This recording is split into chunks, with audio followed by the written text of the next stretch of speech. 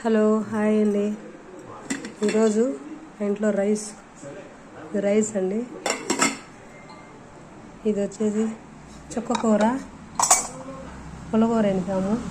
రోజు ఏదో ఆకుకూరలు తినాలి కాబట్టి చుక్కాకు, కొంచెం పచ్చిమిరపకాయలు, ఎర్రగడ్డలు, టమాటాలు వేసి బాగా ఫ్రై చేసి దాంట్లో ఆకుకూర వేసి కొంచెం అల్లం పేస్ట్ వేసి ఉడకనించి బాగా వాటర్ లేకుండా కడిగి పెట్టుకున్న ఆకుతో సరిపోతుంది. పులగూర ఎనిపేస్తే బాగుంటుంది. ఇది వచ్చేసి బెండకాయ ఫ్రై, ఈ రసము అండి.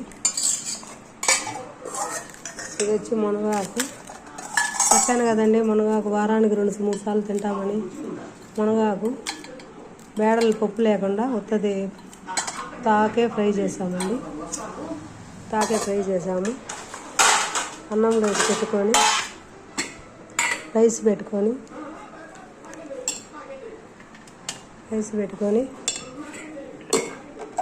దీంట్లో కొంచెం పులగూర వేసుకొని